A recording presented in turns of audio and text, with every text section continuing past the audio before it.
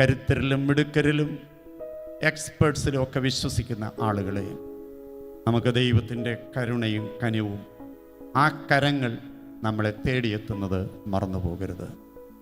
ഇതുവരെയും ദൈവസന്നിധിയിൽ ഒരു പരിഗണന എനിക്ക് ലഭിച്ചിട്ടില്ലെങ്കിൽ ഈ രാത്രിയിൽ ദൈവം നിന്നെ പരിഗണിക്കും. നിന്നെ മാത്രം പരിഗണിക്കുവാനായി നിനക്ക് സൗഖ്യമാകുവാൻ മനസ്സുണ്ടോ? യേശു ക്രിസ്തു നമ്മെ പരിഗണിക്കും.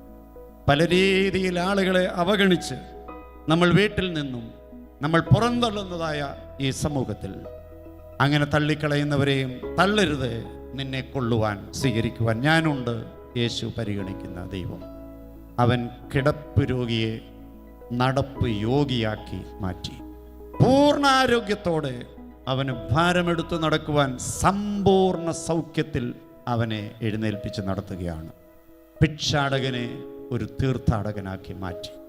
നമ്മളിനിയും ശ്രദ്ധിക്കേണ്ടത്, കുളത്തിലിറക്കാതെ സൗഖ്യമാക്കിയ ഒരു കർത്താവ് നമ്മുടെ മധ്യത്തിലുണ്ട്. വെള്ളത്തിലിറക്കാതെ സൗഖ്യമാക്കിയ ഒരു ദൈവമുണ്ട്. നീ വചനത്തിൽ മുങ്ങുക. വചനമയച്ച് സൗഖ്യമാക്കുന്ന, വെള്ളത്തിലും കുളത്തിലും വീഴാതെ നീ വചനത്തിൽ വീഴുക, വചനത്തിൽ വളരുക. ആ വചനം നമ്മെ സൗഖ്യമാക്കും.